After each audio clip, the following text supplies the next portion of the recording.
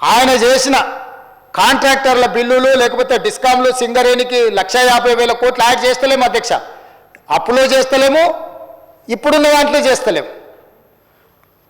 స్పష్టంగా ఈరోజు మేము చేసిన ప్రతి రూపాయి అప్పు, చంద్రశేఖరరావు గారు చేసిన అప్పుకు తప్పులకు, ఆయన పరిపాలనలో తప్పులు చేసిండు, దీంట్లో అప్పులు చేసిండు.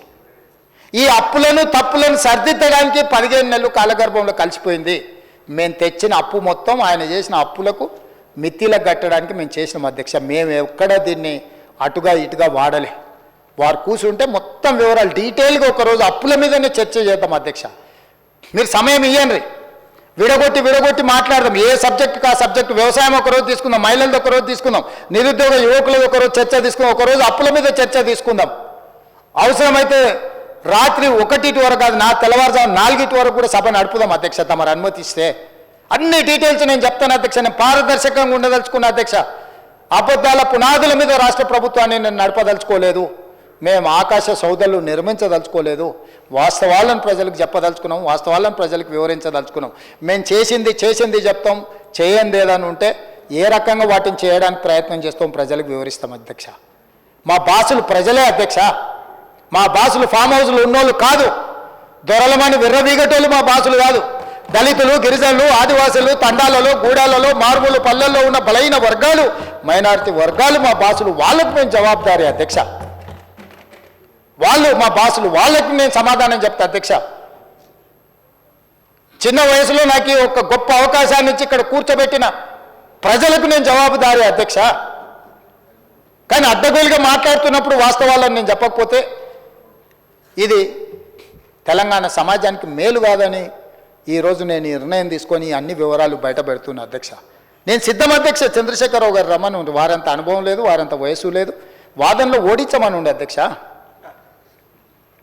ఎన్ని అబద్ధాలు చెప్తాడు ఆయన, చేతనైన అనుభవాలంతా రంగరించి అబద్ధాలు చెప్పమని ఉండి. నాకున్న పరిమితమైన జ్ఞానంతో నేను నిజాలు చెప్తా అధ్యక్ష. చూద్దాం నిజం గెలుస్తుందో అబద్ధం గెలుస్తుందో. వారు అప్పుడప్పుడు వచ్చేసిండు అంటారు. వచ్చేసిండు. కురుక్షేత్రం తెలుసు కదా మహాభారతంలో అధ్యక్ష. కురుక్షేత్ర యుద్ధంలో దుర్యోధనుడు మడుగులో దాక్కున్నాడు అధ్యక్ష. యుద్ధంలో పరిస్థితులను చూసి మడుగులో దాచుకుంటే మడుగులో నుంచి కూడా శ్రీకృష్ణుడు బయటకు రప్పించిండు అధ్యక్ష. దుర్యోధనుడు కూడా అప్పుడు బయటకు వచ్చింది. ఏం జరిగింది?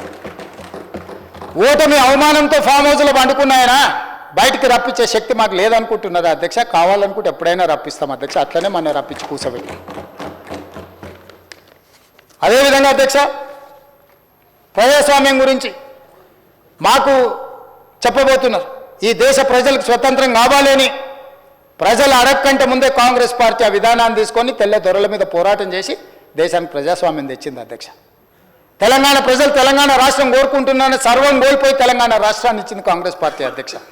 తెలంగాణ రాష్ట్రం వచ్చిన తర్వాత ఇనుప కంచెలతోటి ప్రగతి భవన్ చుట్టూత పహారాలు ఉంటే డిసెంబర్ 7 నాడు మధ్యాహ్నం మేము ప్రమాణ స్వీకారం చేసే లోపల ముళ్ళ కంచెల్ని బద్దలు కొట్టించి దొరల గడికి జ్యోతిరావు పూలే భవన్గా మార్చి పేదలు ప్రతిరోజు అక్కడికి వచ్చేటట్టు, వందలాది మంది అక్కడికి వచ్చి తమ విజ్ఞాపన పత్రాలు ఇచ్చేటట్టు దాన్ని అత్యంత చిత్తశుద్ధి కలిగిన డాక్టర్ చిన్నారెడ్డిని ప్లానింగ్ కమిషన్ వైస్ చైర్మన్ చేసి వారంలో 2 రోజులు అక్కడ కూర్చొని మొత్తం వ్యవస్థను ఏర్పాటు చేసి ప్రజా సమస్యలను పరిష్కరించడానికి ఒక వేదికగా మార్చిన చరిత్ర మాది అధ్యక్ష.